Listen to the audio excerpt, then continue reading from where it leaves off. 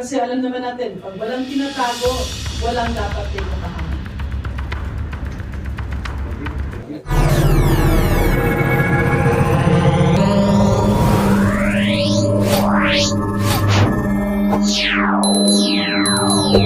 Is the police directors, for my part, the provincial director, and the general tone that he sets. He wants international standards. He doesn't want abuse of law, and he wants us to be an example when it comes to our international community on how we safeguard the rights of the Filipino citizens. So I think that's a general tone that he has, and it cascades down to the police. And with this good relationship with the mayors and the governors, he was able to achieve this very nice achievement, which is improved statistics when it comes to crime. Sorry. I think in addition to that, we should be very clear that the balancing act that the President mentioned actually helps strengthen our institutions, our democratic institutions as well. No, na pwede namang palakasin ang ating mga demokrasya, institusyong pang demokrasya, kasabay ng karapatan ng tao, as well as peace and order at the same time. That kind of balancing act is not easy. No? So I suspect Kong Khalid is correct, and I would like to echo it, that it probably comes from the President's own background and experience as a local chief executive. Let me add to that.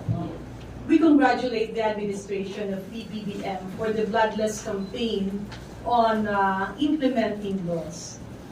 While the former president probably had his goals, so yung kanyang hinaing at yung kanya namang intensyon ay mabuti, the problem with seeing children or teenager or people being killed right and left, yung mga nakabalot ng mga tape, medyo masamang picture kasi siya na ipinakita sa Pilipinas. So the intention of the former president is to curb drug abuse. Nakikita mo kasi medyo maliliit yung mga natamaan. At ang pinakamasakit dito, ako nanay rin, so we all have children. Alam naman natin that when that happens, when you tolerate that kind of act, dalawang pwedeng mangyari. Impunity, yung mga nasa baba o yung mga implementors ay pwedeng umabuso. At pangalawa dyan, syempre, dagok sa turismo. So if we talk about tourism being hit, because how can you invite tourists to come here when you see all over the newspapers na puro patayan ang nangyayari? So talagang deterrent siya, na hindi siya nakakapaangat ng ekonomiya ng Pilipinas. Now let's talk about impunity.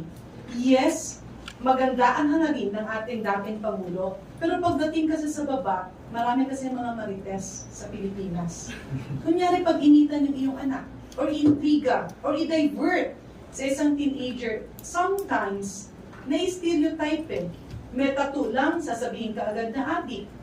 No? Medyo hindi lang ganun kapogi at kaganda, sasabihin ka agad na adik. So, mind you, when we were doing a study on HIV patients, sa Pilipinas, napakalakas ng stigma na kapag ikaw ay hindi gaano maputi, flawless, hindi ka mestiza, positive ka. Kapag ikaw ay maganda, bata, ang ganda ng balat, swak na swak yung makeup, negative ka sa HIV. But it's actually not the truth. Ang daming young professionals who turned out positive because they really did not understand how to protect themselves. Ganito rin ang nangyari sa drug campaign. Na kapag ikaw ay medyo out of school, or medyo nagkukonting bulakbol, pwede kang pag-initan sa baba. So you become a diversion of those who have impunity, at ang nagiging kawawa doon, yung mga tao sa baba. So we congratulate the current administration in its bloodless campaign. But of course, we also have to make sure that rules and laws are implemented. Kasi minsan, kung puro tayo patayan, tinatanggalan mo ng karapatan na magkaroon ng boses ang maliliit na tao. And this is very hurtful to parents like us. Siguro to add na lang to all that has been mentioned. No? Well, as a lawyer also, syempre, kahit hindi ka naman abogado, dapat naman you don't take the laws into your own hands. You do not violate the laws. Dapat, so, nakakatuwa, and congratulations to this administration for doing that, na kaya naman pala, di ba? And makikita natin na kung walang gulo, walang krimen, di ba? Peaceful, mas ma-prioritize natin ano bang nakakabuti sa taong bayan. And that's exactly what we're doing here. And at least now, di ba, nakita natin di galit talaga mga tao, walang krimen, walang gulo. We can hopefully work together in a peaceful country. And kami, dito sa Kongreso, mas talaga makaka-focus kami lahat, tayong lahat, sa kung ano pwede natin magawa para ibalik sa taong bayan. Thank you. Mela, do you have other questions? Big Samintak from Net 25.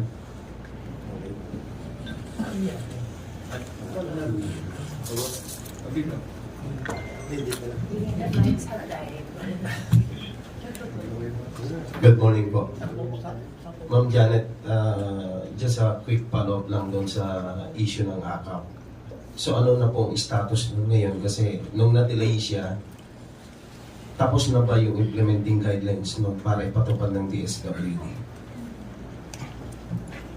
As far as I know, nagkaroon na siya ng guidelines. Pero yun nga, nung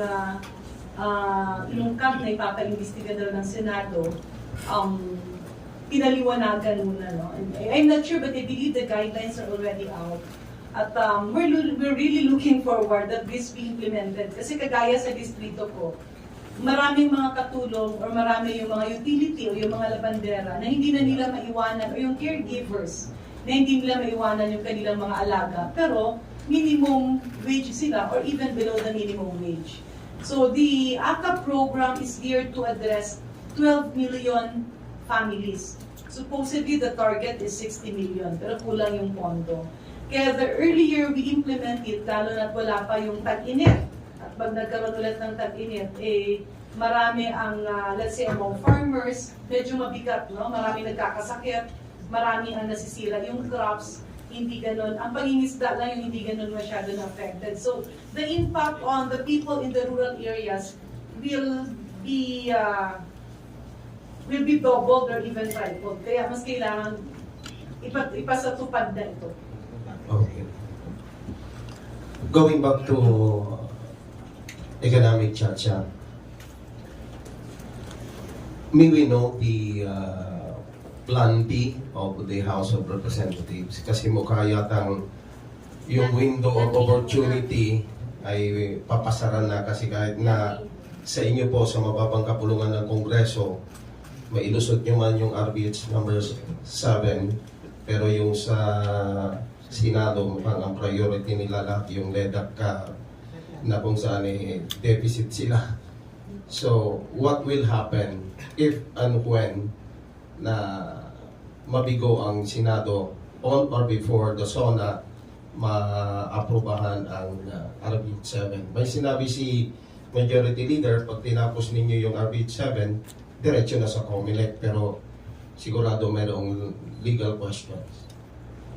Let me just put the statement of the Majority Leader categorically, no? Kasi ang ibig namang sabihin, pag natapos yung RBH 7 ay idiretso sa COMELEC, he was actually referring to Senate as staying true to its words. Yung paninindigan nila, yung sinasabi nila kapag nag-meeting ang liderato ng Senado at ang liderato ng Kongreso, kung saan sinabi na by March, tatapusin nila yung RBH 6.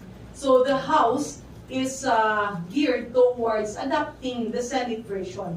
Although kulang yon, that's a lot better than nothing. So yan yung intention ng ating Majority Leader. Plan B, as of now, wala kaming alam na Plan B kasi sa pagkakaintindi namin, naniniwala pa rin kami na sincero ang Senado sa kanilang tungkulin sa taong bayan. Maybe what is best to discuss now is kung ayaw nilang talakayin ang RBH 6. Bakit? And I believe it's best to call a spade a spade. Kung ayaw, sabihin nila. Kung gusto naman, edi pag-usapan. Because mahirap yung sinasabi mong okay, pag-uusapan, pero ayaw naman. We really have to be very transparent to our people because we need the people to know what is in there for their future. Personally, alam ko walang plan B, pero kung ako yung tatanungin nyo, we really need the people's initiative. Kung ang ginagawa natin ay hindi totoong tsa-tsa, atras abante kasi, di ba? So we move a few steps forward, we move several steps backward. Ang tingin ko merong iba na mga nagdadasal lang na makalimutan yung usaping economic tsa-tsa pagdating ng kampanya. But Congress, me personally, ang Kongreso, hindi yan papayagan. Kung hindi man kayanin ng Kongreso, let the people judge our government officials. No? But it's really best that Congress that Senate stick to its commitment of tackling RBH 6 within the month of March. Kaya, yun, ulitin ko ha, walang plan B sa pagkakaalam namin, pero ako, personal ko lang na pananaw yan. Kung talagang ayaw ng Senadong gumalaw, let's give it to the people. Ibalik natin sa People's Initiative dahil kami at ang mga senador, pareho kaming wala dito kapag wala ang boses ng taong bayan. We would like to recognize the presence of Senior Deputy Speaker Walang Jr. Yes, support ako. Okay na, sir. Okay na. May mic naman.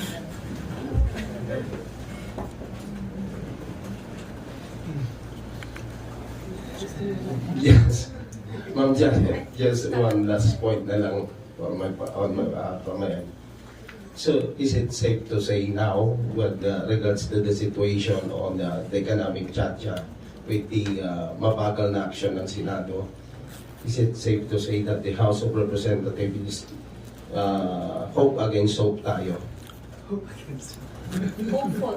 We're still hopeful, no? And I might be wrong, but the reason that the Senate is taking it with a slow stride, baka tinitingnan nila kung naiintindihan na ba talaga ng taong bayan yung tunay na kapakanan ng economic tsa-tsa.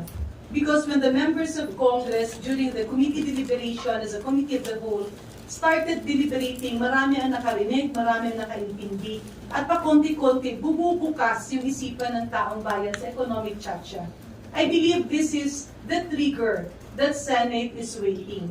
Kasi nga politically, they will always side by what is popular. And that is something that we respect. Kaya nga, kung talakayin ng Senado yon, kami naman dito sa Kongreso, ay lalabas sa aming mga distrito para ipaunawa sa taong bayan na yung economic tsa-tsa ay hindi pamulitika.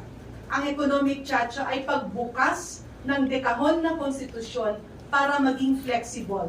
Ano po ba ang flexibility? Kapag may problema ang taong bayan, action agad ang gobyerno. Yan lang ang gusto ng economic tsa-tsa. And I will pray every day that the Senate takes away that fear. Kasi as of this point of time, I still cannot hear the exact reasons why they are not tackling RBH 6. Siguro, isang-isa na lang. Since nabanggit po ninyo yung reaction po ninyo doon sa image ng Pilipinas during the past administration with regards doon sa fight against illegal drugs, yung tokhang na nagbigay ng masamang imahe sa atin compare ngayon sa Marcos administration na medyo okay, kaya pala na hindi daanin sa marahas o kaya magkaroon ng human rights violations. So, the ICC ngayon nagpupumilit makapasok sa atin. Susuportahan niyo ba na dapat papasukin ng ICC sa Pilipinas in order to remove that bad image sa atin at makita yung through their investigation? I leave it to the decision makers. No? Kasi alam naman natin, pag walang tinatago, walang dapat na ikapahamak.